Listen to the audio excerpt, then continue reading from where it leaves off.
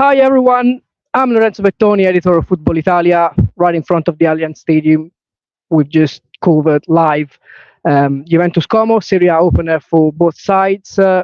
Very convincing 3-0 win for Juventus with many changes, with these new guys in Bula scoring the opening goal. And then we saw great game from Kenan Ildiz, great goal from Timo Weah and Andrea Cambiaso. It was really a convincing debut for Motta, and it was not guaranteed really because the preseason for Juventus hadn't been that good. So there's a lot to talk about, not just about the Juventus game, but the entire Serie A round one. And I'm here with Peter Young, one of our writers at Football Italia. Good evening, Peter. How are you doing? Good evening. Yeah, very well, thank you. Yeah, entertaining evening of Serie A football. Yeah, it's great to be back. It's great to have league football back. And yeah, lots to dive into there. Really exciting start for Juventus. Yeah, the last time we were here, it was not very nice because Italy had just been kicked out of the Euros. We had these live streams and reactions from Germany and from the stadiums. Feels like a lifetime ago, and it's just probably a month less, for sure less than 2 months. So it's really good to be back, and we've already seen quite a lot from Serie A clubs during the weekend. You covered for us all the games with Susie during on Saturday and Sunday. So you watch Inter, you watch Milan, you watch Napoli, and there's so much to talk about. But I would start with tonight's game, which was really impressive from Juventus, with Motta making this important change from the very beginning, leaving Douglas Luiz on the bench, and it was convincing because in the end he used Kenan Ildiz as an attacking midfielder, and it worked super well. Honestly, it was like an attacking midfielder connecting attack and midfield. It was really so good to see Ildiz with the number 10 for the first time in his Juventus career, and it's a number that suits him really well. Yeah, it's brilliant, isn't it? Yeah, great signs of his first game back after the new contract extension that came earlier this week. And yeah, well, I feel like Juventus are already starting to reap the rewards of that as well. So, tied him down now to 2029, which is really important. He was already tied down till 2028, but that's a really promising sign, and probably come with a bit of an increase in salary as well. And that's a real symbol from Juventus to say, you're a big part of this first team now, and it's time to kick on. And I know it's only one game in, but it already looks like he's starting to do that. It's really exciting. Yeah, it is, and it's exciting to see that. I mean, Motta is accustomed us to something like that, sudden decisions that nobody was seeing coming. There were a few rumors about these young guys starting on the left wing today, but he wasn't sure whether he would leave Kenan Ildiz on the bench or whether he would leave Douglas Luiz on the bench. As of yesterday, nobody saw it coming. I covered the Motta press conference live, and there was no questions on this young guy, this winger who scored the opening goal of the season, and of course he scored the first goal at senior level for Juventus. And how did you see him? Yeah, really exciting, wasn't it? Not even really sort of guaranteed to start coming into this, and yeah, really exciting, and probably a sign of what's to come from Thiago Motta. Not shy to drop some really big key players that we've all read a lot about, the long list of players that aren't featuring under Thiago Motta so far, and he's not afraid to go and give an opportunity to young lads who he clearly thinks deserves it. And again, like Yildiz, has come in and repaid him almost immediately. So it was a really, really well taken goal, wasn't it? And you always got the feeling like he was gonna do quite well when he came in off that left hand side. And yeah, brilliant finish. What more can you say? It's it's better than anyone could have expected. Yeah, absolutely. I mean, I heard a few replies from Fabregas' press conference here at the stadium, and he was really impressed with Juventus midfielders as well. He said, a few years ago I used to be between them. I used to play with all these midfielders, and I mean, not with the Juventus midfielders now, but I used to play, of course, in in central midfield. And he said by watching them from the outside, you can really see that they are great players. He mentioned Thuram, he mentioned Douglas Luiz, he mentioned Kenan Yildiz as well. And he said the problem was not much tactically, was that Juventus really do have great players and they have great midfielders. And I think this is going to be an important talking point in the Juventus season, the quality they have in midfield, because this is something they hadn't had for so many years, not just last year, not just in the last couple of seasons under Allegri. It's something they've been lacking consistently, probably since the end of the Serie era, perhaps even during the Serie era, because there were a few good midfielders, Emre Can, who left in January, Rabiot on his first season at Juventus, but they didn't have probably that quality that you expect from the very top team in Serie A and in Europe. So it's an important part of the Juventus season, of course. And if you think that Douglas Luiz spent how much 70-75 minutes on the bench, it says a lot about the confidence as well. I wouldn't say the depth, because Juventus, they don't have a deep team yet, so they need to work on this. But at least they have a coach who he makes brave decisions. Tonight he did a very brave decision by starting this young lad on the left hand side, Bangula, and he paid off. Yeah, absolutely. I agree. I think he got every choice pretty much spot on there, particularly in terms of his personnel, Thiago Motta. And as he said, as you touched on there, it's a really fresh looking Juventus midfield. So many new players being linked in the transfer market. But I think Kefren Thuram and Douglas Luiz are really, really, really good signings. And then that's not even mentioning the fact that we're expecting Teun Koopmeiners to be joining the project as well. So that's effectively a brand new midfield just in one transfer session. And then on top of that, you've got the new coach as well, who's obviously trying to implement his new style and his new techniques to the players that were already there. So it's already starting to look quite exciting, particularly in that midfield. I think that's an area that they particularly wanted to improve at Juventus over the summer, and have clearly sort of backed the coach with the arrivals of Thuram and Douglas Luiz. Yeah, to be fair, you've got to see where. I mean, of course, Koopmeiners is attacking midfielder. We all know him. And by the way, guys, if you want to join the conversation, send your comments, send your thoughts. You got a comment section right here on YouTube. So if you want, join the conversation and talk about. Again, we're talking about Juventus because we just covered the game from the Allianz Stadium, but we're going to soon break down the whole Serie A round one. Talking about Koopmeiners, I mean, the Yildiz position was quite interesting today because, as we said, he played as an attacking midfielder. To me, he was the best player on the pitch with Bangula. They were the best players, but even if Yildiz didn't score, I mean, the quality he put in, the way he linked up the attack and the midfield, the way he touched every ball really was like an attacking playmaker. I think really was the best player on the pitch for Juventus. And I wonder where Koopmeiners would fit in if Yildiz continued playing as an attacking midfielder. Because on paper, he was supposed to start as a left winger. But this new young kid started in there. So if Koopmeiners joins, even Douglas Luiz tonight, he started the game on the bench. So maybe if you got those 55, 60 millions available for a new purchase, should be, put those money on probably a left winger and the centre back. And by the way, talking about centre backs, Pierre Kalulu will soon join Juventus from AC Milan. He accepted the Juventus offer. Juventus and Milan already shaking hands, so this is a done deal, and we should expect Koopmeiners coming to Turin. I think probably tomorrow morning. It's not 100% sure, but it's a done deal, so it's a matter of time before he comes here and he completes his transfer to Juventus initial loan deal with an option to buy.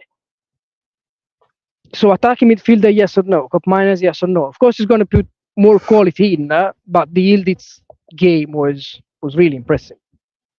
Yeah, absolutely. And what a really exciting and sort of privileged headache to have if you're Thiago Motta, having to choose between Kenan Yildiz and Teun Koopmeiners. It's not terrible at all. Moving forwards, I mean, I think you'd have to say that Yildiz has that ability to play out on the wing if you needed him to, and Koopmeiners is probably more likely to play through that middle position, advanced midfield position. Um, Koopmeiners might not play every single game. You can have games when you're playing Yildiz there.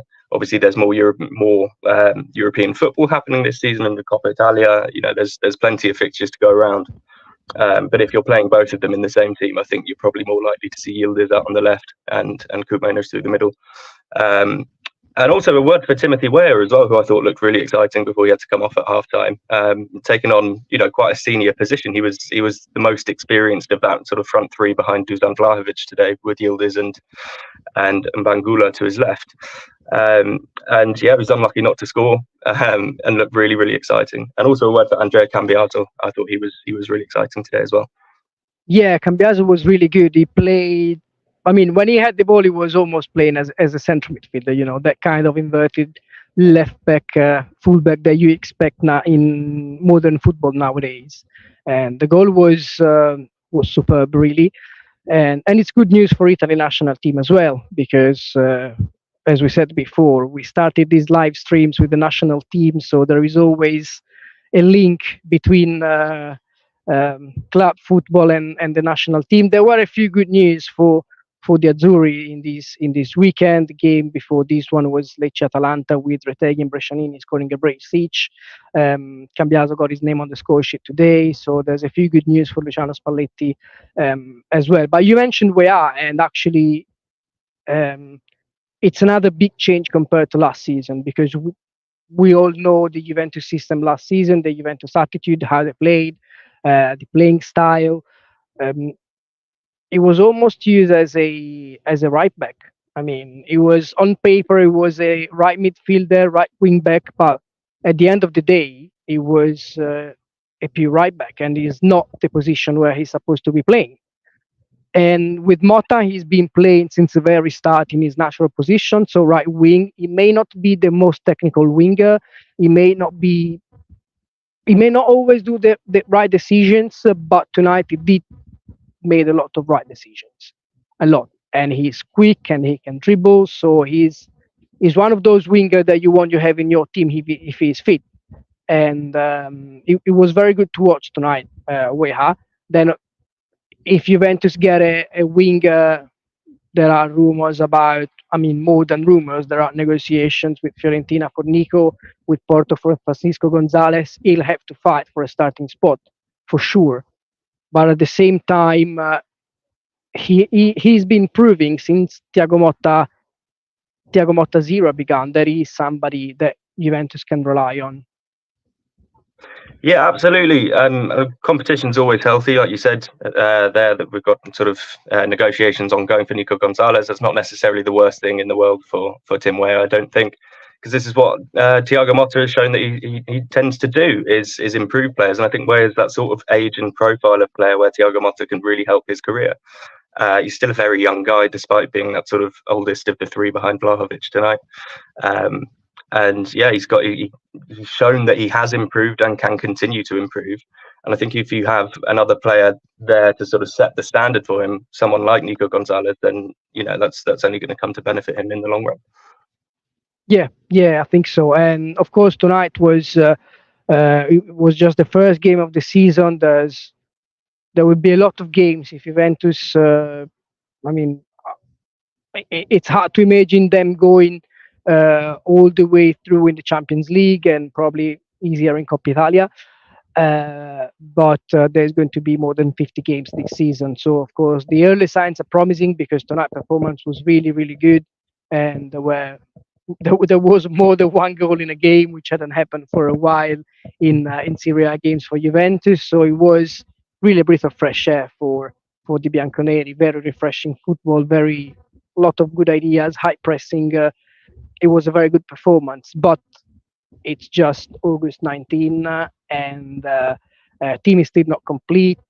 Today, Thiago Motta had 19 players in his team, including Bangula and 2 players who had recently been promoted to the first team from the next gen. So, of course, they still need to add more players. They still need to complete the team, but the starting point is is really, really good. And what's your take on Como? It was a tough game for them, but I think the starting, I mean, the first part of the game wasn't too bad for them.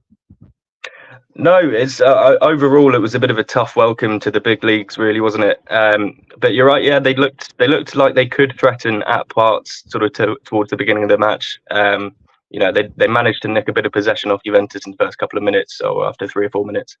But yeah, it's going to be interesting to see how they kick on from here. Really, I mean, from what as you said there, it's only August 19th. We're only 1 game into the season, but from what I have seen so far, some of those teams that finished at the bottom of the league already look quite strong. We've had some shock results elsewhere in the league. It might not be, too easy down at the bottom of the league this year. And I know we're speaking after 1 game, so you take this with a bit of a pinch of salt, but I can see Como being one of those teams that might be struggling come the end of the season. I'm not 100% sure on all of the signings they've made. I know they've made a lot of big name signings, Varane, Pepe Reina, Alberto Moreno, those sorts of guys, and some of that experience is going to be really helpful. Strefezza is another one I think has played really well with Lecce a couple of years ago, up in the top flight. But I'm just not 100% convinced just yet. I know it's only been 1 game, but I need to see a little bit more before I start tipping them for great success or anything like that. Yeah, Fabregas complained. I mean, not complain, but he just mentioned that Como were more in the game. They played on par with Juventus until Baselli was on the pitch. Then he picked up an early injury halfway in the first half, and from that moment, he put in a new guy who Como have just signed. So Baselli has been around for in last season as well. So he knew his teammates, he knows his coach, he knows the playing style and everything. He's comfortable playing with this setup, and so I think Fabregas hoped he could play with these sort of players for a little longer to see what he could do. But yeah, in general, what worries me a little about Como is the attacking line. I mean, it's not bad because they are, I mean, Cutrone and Belotti, they're pretty good. They are Italian. We all know them. But Cutrone was brilliant in Serie B last season, but the gap between Serie A and Serie B is huge. It's huge, and we already know that Cutrone has never scored so many goals in single Serie A campaigns. Belotti has been not so good over the last couple of years. So potentially, what's a little bit more worrying about Como is the attacking line. The defense, I think, if they work on it, they can get there. Of course, with Varane, it's going to be very, very different, but he's out for a month. Probably, Fabregas said before the game that it's going to be probably even more than a month. So we've got to see how long it takes to get back and be able to help Como. Barba has been in Serie A, Serie B, has good experience, but is probably not ready to be a Serie A starter. Dossena, on the contrary, was very, very good for Cagliari last season. So he's one of those experienced signings, one of those players who know the league really well. You can help Como. But probably, I mean, those who thought Como would be among the surprises of the season may be disappointed after this game, because probably I'm not saying that they had to beat Juventus. I'm not saying that they had to put in a better performance, because against this Juventus team tonight, many other teams would have struggled. But maybe they're going to struggle more than we thought at the start of the season, because when you sign players like Alberto Moreno, Pepe Reina, Varane, as you mentioned, you may think, okay, these guys are going to fight in the top 10. It's probably not going to be this easy for Como. No, I think I agree with you there, and it's a shame about losing Varane already so soon through injury, and unfortunately that might be a bit of a recurring theme. We've seen that with Manchester United a lot over the last couple of years. He's a great player when he does get onto the pitch and bring so much experience to that back line, but realistically he's not going to be a 30-35 game a season defender in the league.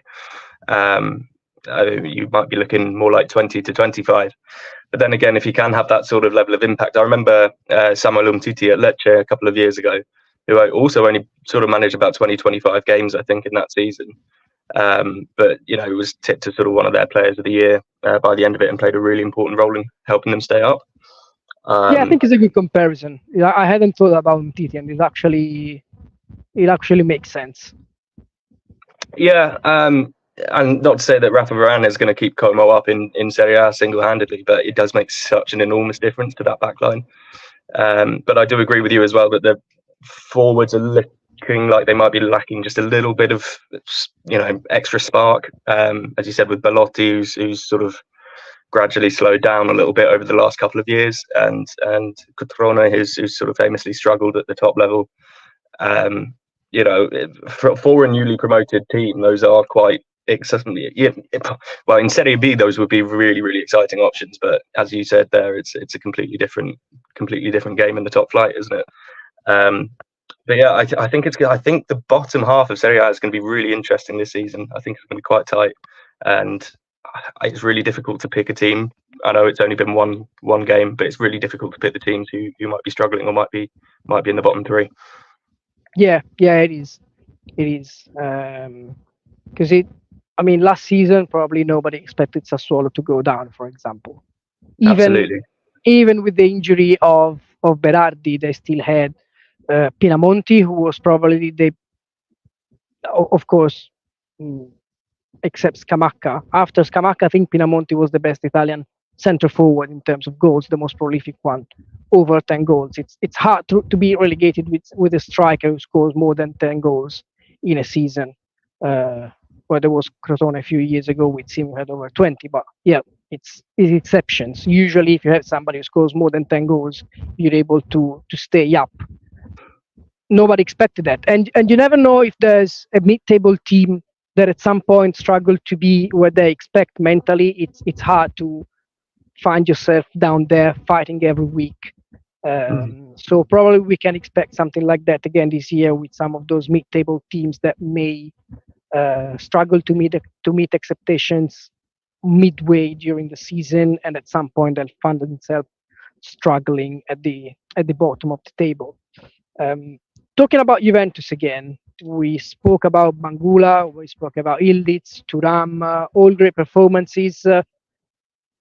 I've been hearing a few Juventus fans talking about performances in here, and colleagues as well in the media hub.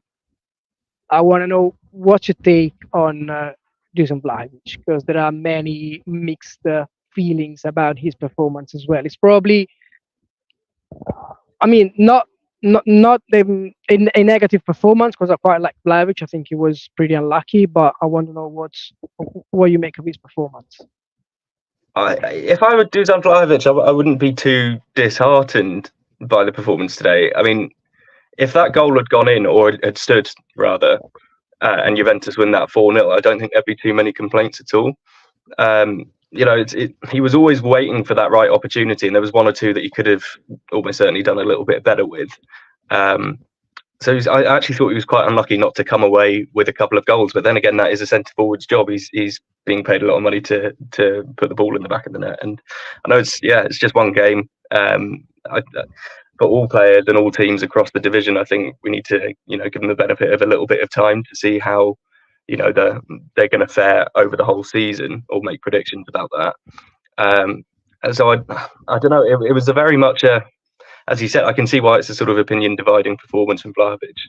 He could have done quite a bit better with some of his opportunities, but then I don't think it was the worst in the world. I think his movement was good. He was always making the right sorts of runs, and taking on that centre forward role, and doing that quite well. But just not being able to stick the ball in the net. So frustrating for him, I can imagine that. But first and foremost, the team's results got to be the most important thing, and I think he's got to be quite pleased with that. Yeah, and probably the best thing for him is to see how many chances Juventus created tonight. This is probably the best thing for him, because with Allegri, it was I think it was the best scorer in the last 2 seasons. Not so many goals, but still the best scorer. But he didn't have so many chances to put the ball in the back of the net. I mean, he had to make the most of every single chance that he had, because if he made a silly mistake, then people would have talked about it for days and weeks, because Juventus were not able to create that much under Allegri. The good news for him is that Juventus do create good opportunities now, and he had a couple of those. One goal disallowed. He hit the woodwork a couple of times, one in the first half and then in the second half. He had that chance at the end of the game, but he was offside in first place, so he wouldn't have stood. I agree with you. I mean, it was overall, I think, a positive performance. He was unlucky not to get at least one goal. Of course, a striker always wants to score and to get his name on the score sheet, but he will have opportunities. He will have chances. I think this season we're going to see. I don't want to say the real Vlahovic, because the importance of Vlahovic at Juventus has been probably underestimated over the last couple of years, because he's still a striker who was close to the 20 goals mark each season. So it just need that extra step, you know. Yeah, Motta spoke about him before the game, and he said every great player needs a great team, every great striker and every top player needs a great team behind him. So I think it says a lot about how much he wants to see the team involved and how much he wants to see the team helping Vlahovic get those goals done. Yeah, well, it's positive signs from the first start. I mean, they were creating quite a lot of chances, Juventus, as you said, and I feel like it would be quite make or break for Vlahovic this season. But then saying that, this is a guy that finished with the second most goals in the division last season, and as you said, in a Juventus team that aren't really or weren't really creating that many chances. So we know that Juventus probably are going to, have more of those opportunities put on a plate for Vlahovic this season. It's just a matter of whether he's able to tuck them away or not, and we know that he can do that. So. As long as he keeps positive and the chances keep flowing, which I think they will do under Thiago Motta, more so than they were last season anyway, then it should be a successful go. But you can never make predictions this early on in the season.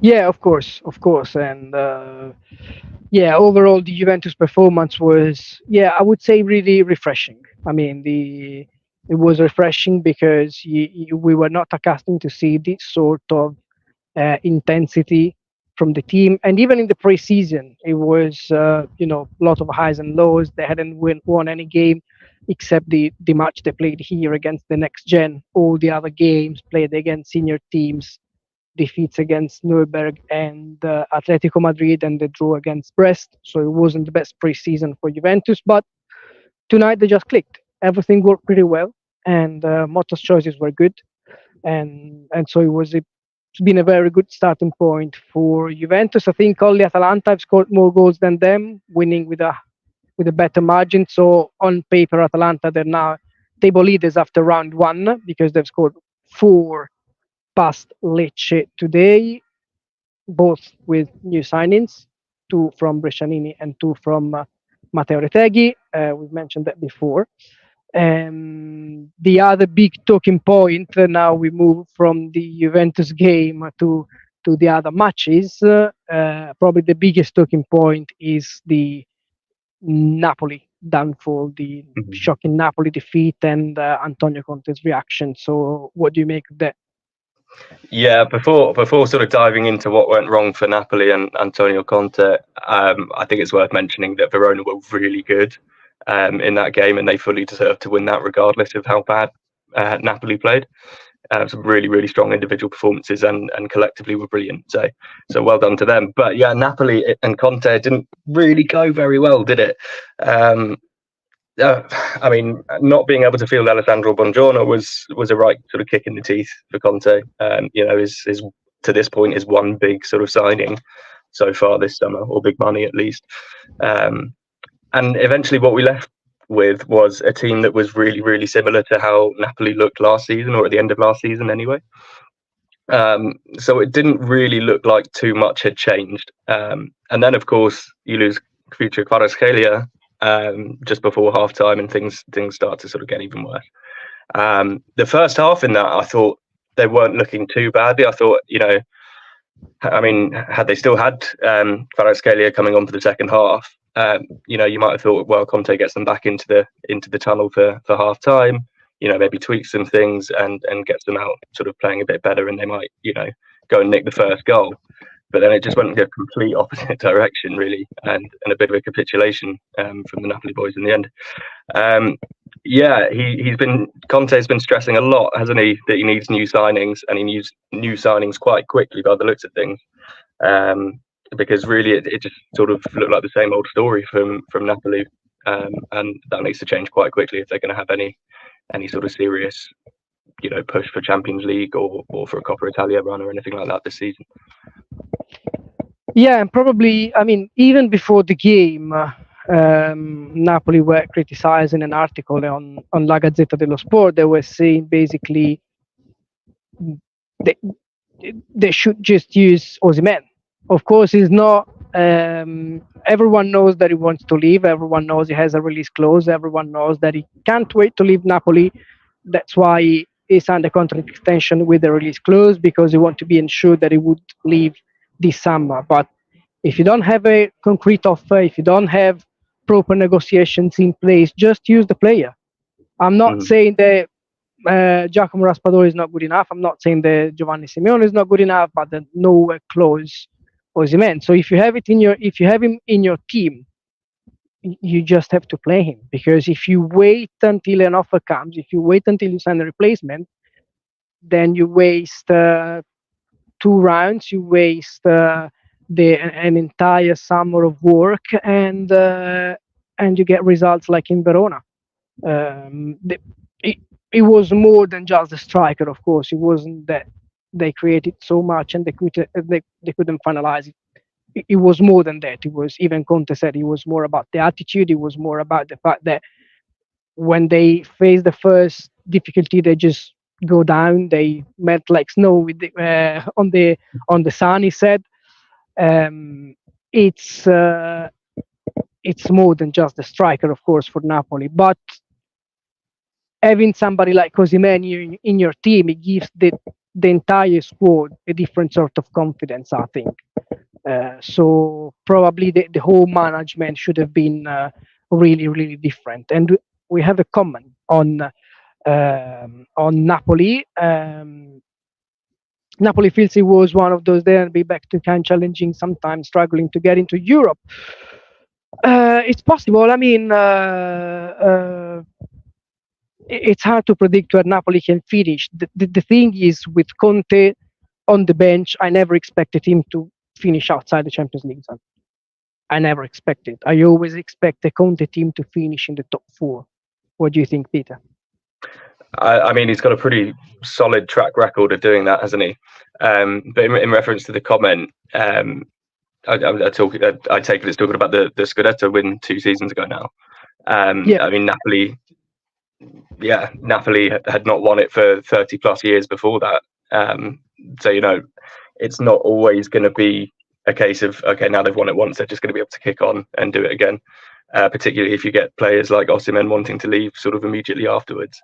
But just sort of going back to your point there as well, Lorenzo, they really sort of need to make a decision either way with Osimhen, sort of as quickly as possible, because it really does just look like they made a bit of a hash over his sale.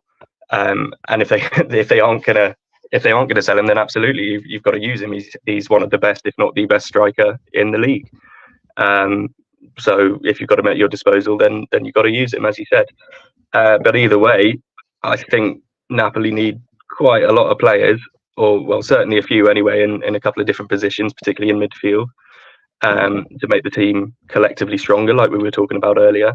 You need a strong team behind your forwards, and I think they're probably going to have to sell Osimhen to bring the funds in to get those replacements in. But if they're not able to sell Osimhen, then it's gone sort of belly up for them, and I don't quite understand how it's gone quite so badly for them in that respect.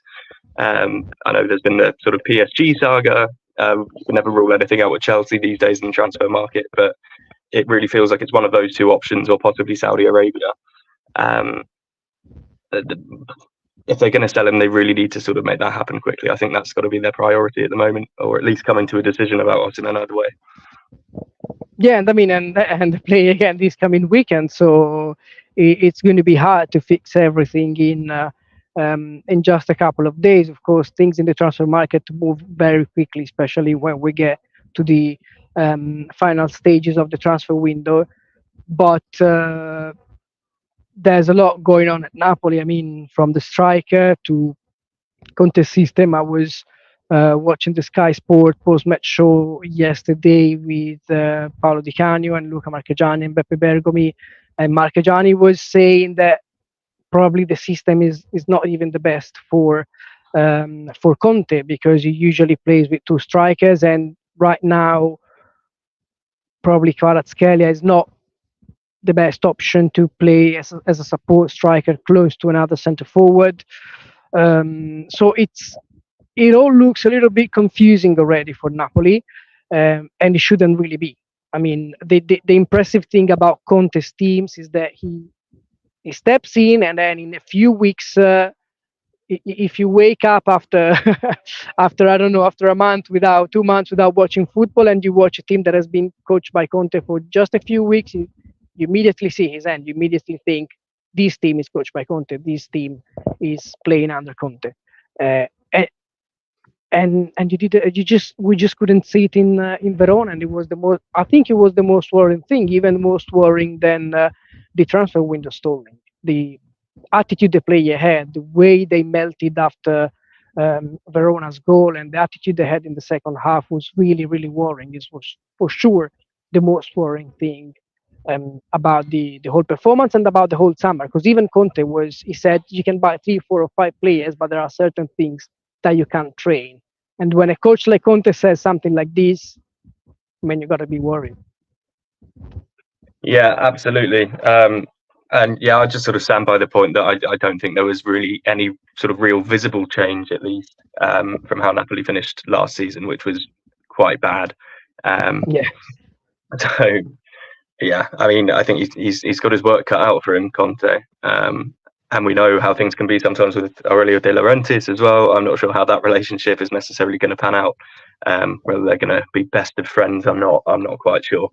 But yeah, he's got his work cut out for him, and I think it's looking like a bit of an uphill battle at the moment. But then again, as we've been saying for all these games, it's only one game into the season. They could come out next week and put in a completely different performance, and we're saying the complete opposite. So, but yeah, I agree. Antonio Conte really needs to sort of stamp his authority on this team and get them playing in his sort of famous style, because at the moment it just sort of looked like more of the same. We got a few more minutes, and we got 2-3 big talking points left. We've got Dybala with Roma and Genoa. We got Inter. We got Milan. For sure, opposite to Conte, there's Fonseca and Milan, which at least they had the right attitude. At least they were down at minute 89, but they scored twice. They were a little bit lucky as well, but at least they had their attitude. They had that fire inside that allowed them to score those couple of goals and get a draw, which probably they didn't fully deserve, but they still got it, and it's still a good sign, I think.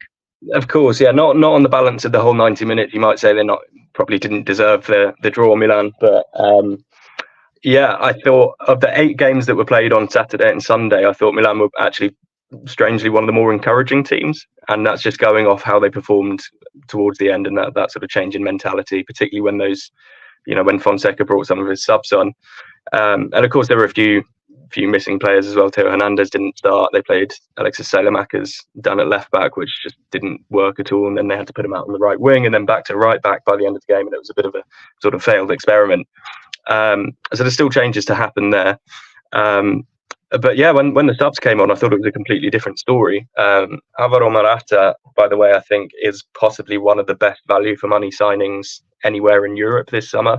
I think that's a really, really great replacement for Olivier Giroud, even if it's only a sort of 3, 4, 5 year thing. I think that's for the price they got him for, around 13, 14 million euros, unbelievable business for me. And he sort of came on and showed some of his teammates how it was done. It was a big opportunity for Luka Jovic to start, and I don't think he quite grabbed that or sort of made any sort of real improvements on his case to be a starter for Milan. I don't think that's going to happen anytime soon. But yeah, Morata came on and sort of showed him how it was done. And a word for Noah Okafor as well, with a great finish. for the eventual equaliser. So yeah, I was sort of encouraged with Milan by the end, despite them not looking sharp at all in the sort of opening hour or so. And compared to last season, especially with Fofana joining Milan, don't you think that maybe the Ruben Loftus-Cheek role is going to be very, very different? I mean, not only on the pitch, but maybe we're going to get to one point where it's not going to be 100% starter. Of course, he's not. I mean, Salemakers is not going to be a regular starter. I don't think Samuel Chukwueze, he can be a starter, but probably not in all games. But I don't know if Loftus-Cheek plays again in those two defensive midfielders. I don't think it's going to be too good for him. And I think he has to play as an attacking midfielder, or at least as the third central midfielder who can, link up the attack and do those late runs and try to score goals. Defensively, it was probably not his best performance as well. And with Fofana coming in, I think maybe we've got to reflect a little bit more on his role, on what he can do for Milan. I still think the best role for him is the attacking midfielder, but in that case, Pulisic has to play on the right wing like last year. For sure, yeah. There's a couple of things that come into play there, and yeah, of course, there's a sort of fresh amount of competition in Milan's midfield now, particularly with the arrival of Fofana and Loftus-Cheek, as you said. We've got Tiani Reinders there, and a couple of other decent Ismail Benessa. Someone is not going to start in all of those, and then that also depends on what happens on the right wing as well, whether Chukwueze is going to sort of be a guaranteed starter on that position. Because if he's not, then chances are, you're probably going to have to play Christian Pulisic out on the right wing, even though he's come out and said, or some of his teammates have come out and said at least, that he looks really, really good through that number 10 position.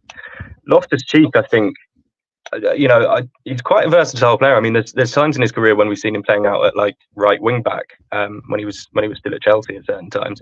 So we can play in quite a few different positions. I think you're right. He's probably best slightly more advanced. He's never going to be that sort of deepest lying midfielder.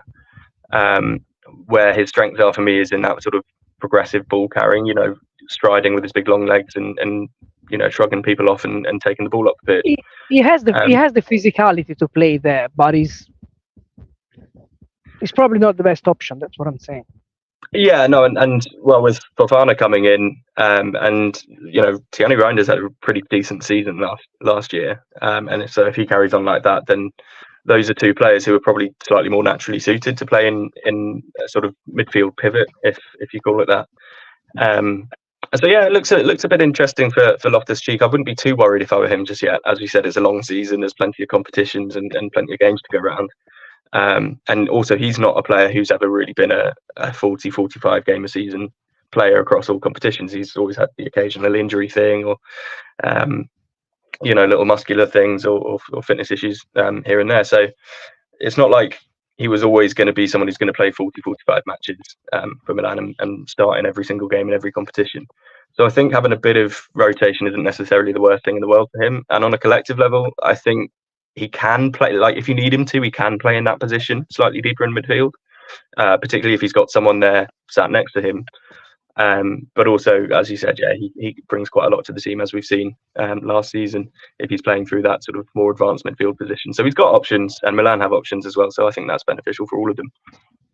Yeah, and I think we always tend to forget that post-COVID football has changed so much. I mean, we always talked about starters and substitutes and reserves, but with 5 substitutions, so much has changed. I mean, so many players are being more involved, and it's just different. You see, with fantasy football, for instance, it's different. More players are being involved. More players get playing time. More players are introduced during the break, like it happened to tonight with Juventus, and where I was taken off during the halftime break. It happened so many times. So there are opportunities to play every week, to play a lot of minutes. So Frattesi last season at Inter, it was never a starter. I think he had more goals than games started at the end of the season, and it says a lot about how good you can play despite not being a regular starter. And for Milan, I mean, I really want to see Pavlovic play. I think he's been a very very good signing from them. Cho hasn't been that good. Besides their own goal, of course, sometimes you are unlucky with own goals. We know that from the Euros as well with Calafiori and Spain. It happens. You just score on goals sometimes, but it hasn't been on a very high level for at least. I mean, all last season was injury prone, but when he played, it wasn't that good. And then the season hasn't started really well for him. I think he's going to stay now because with Kalulu going to Juventus, I don't think they're going to sell another defender Milan. But I can see Pavlovic becoming a starter in the long run. Yeah, absolutely. I can agree with that. And obviously, he's still relatively new to the team, and new to the country, and new to the league, and all of that. So it's a bit of bedding in time is sort of to be expected there. But yeah, I think I agree. I think we all agree that Tomori is probably going to be the first choice centre back. And yeah, I can see Pavlovic coming in and taking that position probably just to the right hand side of him. Yeah, I agree as well. I don't think they'll sell Tior unless they're going to bring in another defender. And by all accounts, Ibrahimovic came out and said that Milan's market is basically done, or the squad is basically complete. So it's sort of unlikely to see them go back into the market to go and sort of get another centre back at the last minute. I don't think they'll do that. So yeah, it's probably likely that we'll see a bit more of Tior for now. But I think as you said, we'll see Pavlovic coming in, sort of make a claim for that starting position at centre back.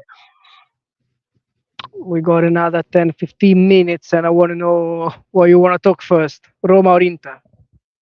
Should we go with Inter because it was on the same day as Milan, so that sort of follows in nicely. Let's go with Inter. Defending champions, roller coaster game in Genoa. Yeah. It felt like they were losing the game, that they were winning the game, and then the clumsy handball from Bissek caused them the penalty. Any sort of thing happened at Marassi, really.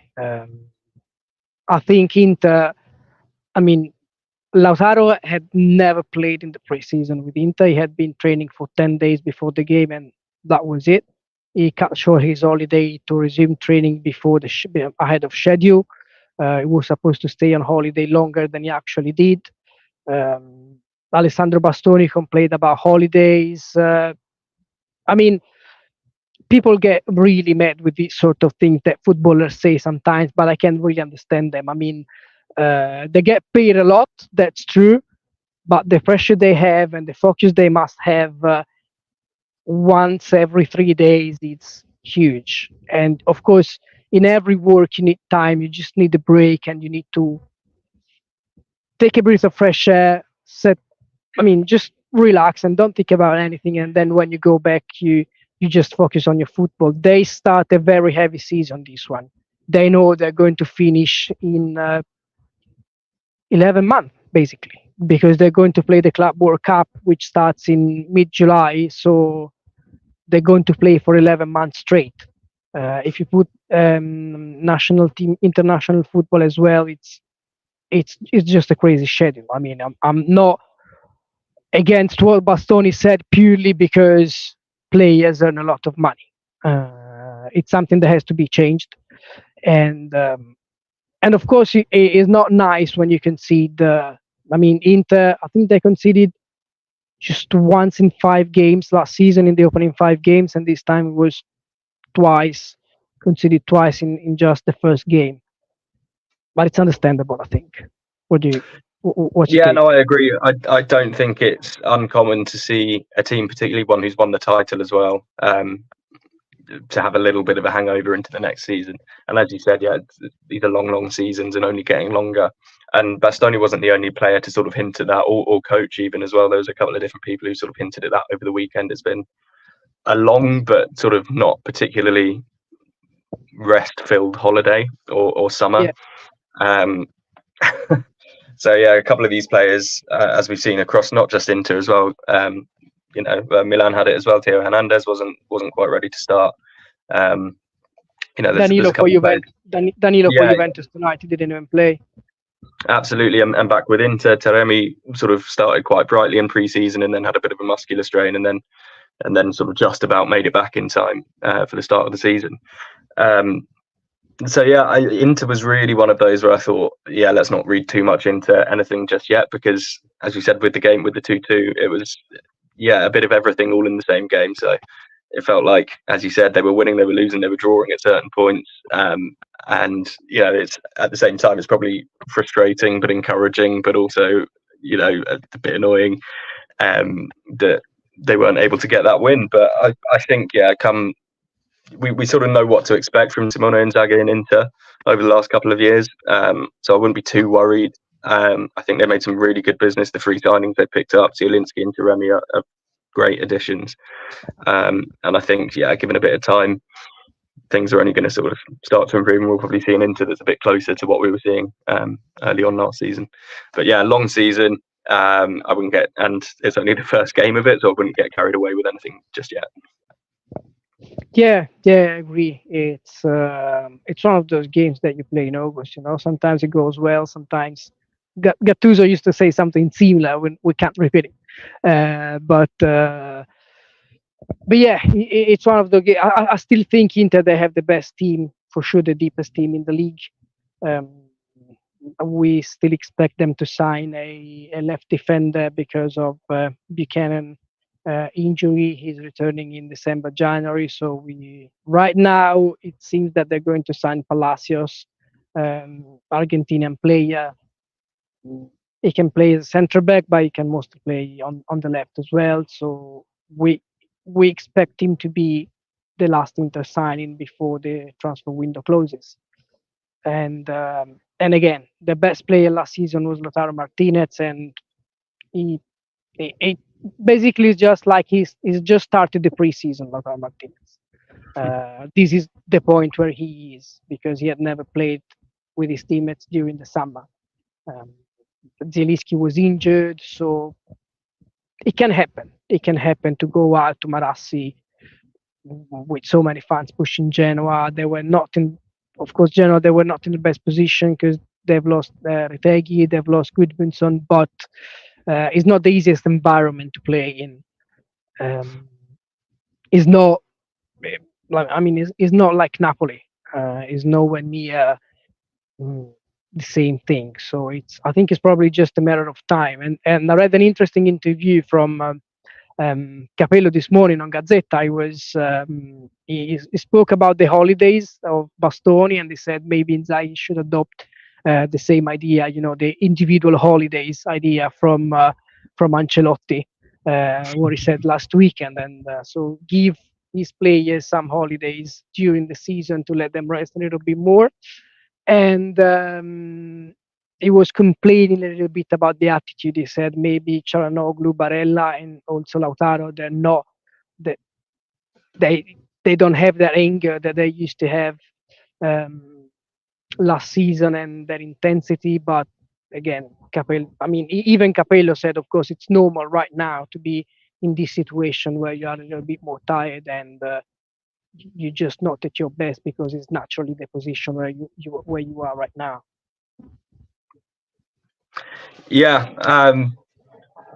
I think the overriding point, and for a lot of these matches, is just we can't get too carried away with it. Like you said, a couple of other players as well had mentioned about it being a difficult place to have to go and play football, and also not necessarily just the fans, but maybe the pitch as well. But I can see more to come from Inter. I think they're going to improve gradually. Lautaro Martinez has had a particularly hectic summer, and a really special summer as well for him on a personal level, and with his international colleagues winning the Copa America and finishing as the top goal scorer. So he sort of deserved a holiday after winning the league, finishing the top goal scorer, and then doing that with Argentina. Probably deserved a holiday more than anyone else in the league, but has sort of had to come back early to sort of help his teammates out. And gradually they'll click into shape. I think Inter still probably my early favourites for the league title this season, but as we said, we can't make any serious prediction just yet. But I think despite the fact that it wasn't the most convincing performance on the opening day, I don't think there's anything to be too worried about for Inter. It's an understandable performance, let's say. Exactly that. We got a question about Genoa in terms of opponents last weekend. So after losing Retegui and Gudmundsson, are they going to be able to stay up? This is something that I've asked myself a few times over the last few days, actually, because um, we go back to the point that we were saying before with Sassuolo. Nobody expected Sassuolo to be in that position at some point in the league, let alone nobody expected Sassuolo to be relegated last season. So um, perhaps Genoa can be in a similar situation. I think Gudmundsson really made a difference last season. I mean, he's one of the few players who dribble past opponents in Serie A. He has a great touch. He, it was just at some point it was give the ball to Retegui and and see what happens. So for sure they're going to. I think they're going to miss. Gudmundsson more than Retegui. Mm, Vitinha and Pinamonti, they're similar strikers. It all, to me, it all comes to how often they can feed their strikers, how many tidy balls they can give to them, and because they're both good strikers. Pinamonti is a good striker, I think, and Vitinha, I quite like him when he plays. But it all comes down to that, because if at some point you don't have the result that you expect, then it's easy to start the downfall, and it's tough to face teams that have a mindset where they know from the very beginning that they have to fight for survival. This is something that Genoa probably don't think, and I still think they have more quality than at least 4 or 5 other teams in Serie A, at least. So on paper they should survive, uh, but it's not. I mean, as always, it's not 100% guaranteed. What you think? Yeah, there's no denying it, really, is it? That those two players are going to be enormous losses for Genoa. Interesting signings they brought in to replace them. I think Pinamonti is a pretty decent piece of business, but there's no guarantee that two players are just going to sort of replicate the same number of goals that you are going to need to stay up in this division. So it's going to be tough, as I said, sort of quite a while ago now, earlier on in the show. I think, yeah, it's going to be really interesting down the bottom, because I know we're only one game into it, but it's already looking really quite difficult to call. I think there are some teams who look a bit stronger down at the bottom compared to how they sort of finished last season, and maybe one or two, possibly Genoa being one of them, that will sort of struggle quite a bit more compared to last season. It's really difficult to say, and it's really tricky to make predictions after one game. So I'm not going to say anything definite either way. But yeah, I can obviously without having Retegui and Gudmundsson, it's going to be probably quite a bit more challenging than it was last year. Got a couple of minutes to talk quickly about Roma. Very hard to make prediction about any team in Serie A, but it's even more difficult to make predictions about Roma, make predictions about what Dybala will decide, whether to go to Saudi Arabia or stay at the Stadio Olimpico. It's going to make, I think, all the difference in the world, because, I mean, Dybala is Dybala. The quality that he has is undeniable. So wherever he plays and whenever he plays, he makes the difference. And the fact that he was introduced in the final 20 minutes proves that technically De Rossi still believes in the player. We know that Roma are pushing for a sale, not for technical reasons, but mostly for financial reasons. I'm not saying that Roma's season only depends on whether Dybala stays or not, because if he goes, then Roma need to sign a proper replacement. But at the same time, I mean, Roma are a tough place to play in, are a tough place to coach in, and I mean, the fans' voice, it's important, and fans don't really like what's going on with Dybala right now. No, and that's sort of completely understandable as well. You would be quite annoyed if you were a Roma supporter right now, sort of being left in limbo a little bit. Yeah, will he stay or will he go? That's sort of the most important question for Roma until the end of the transfer window, really. Because as you said, or touched on there, it makes an enormous difference if you've got Paulo Dybala in that team or not. And realistically, they're probably going to find it very difficult to replace someone, well, particularly at this stage of the window, and with the money that they would probably receive from Dybala's transfer fee if that does go through. Yeah, Dybala is Dybala, isn't he? He makes that team look so much stronger. I think Matthias Sule was obviously a really good addition, but he's not Dybala yet, and he's not going to be able to just sort of replicate what he does or has done for Roma just immediately. With Roma's new signings as well, by the way, I think that was another case of they're going to need a bit more time to settle in. Dovbyk didn't look particularly sharp at certain points, and Enzo Lefebvre, who looked quite good during pre-season, didn't have his strongest performance, I don't think, in midfield. And similarly with Sule, it wasn't his most iconic performance by any means. So I think Roma could still do with a bit of improving, but yeah, Dybala just changes the whole situation completely. That really is the sort of make or break between them looking like quite a decent team, or maybe dark horses, and them being a team that might struggle for European football. Yeah, I mean, for round one, I mean, Inter didn't get the result that they wanted, but we said they're still the best team, they're still the deepest team, so we still think they're Serie A favorites. Milan, Fonseca has to settle in. There are a few decisions that weren't really convincing in the Torino game, but they got that draw. It wasn't fully deserved, but when you get a result that is not fully deserved, it's always a good news to me, because when you get something that you don't really deserve but you still get it, it means that you have something more than just quality, and it's crucial in football, I think. Juventus and Atalanta were really good, so the top four, it still looks pretty similar to what it was last season. Then, of course, there are always surprises.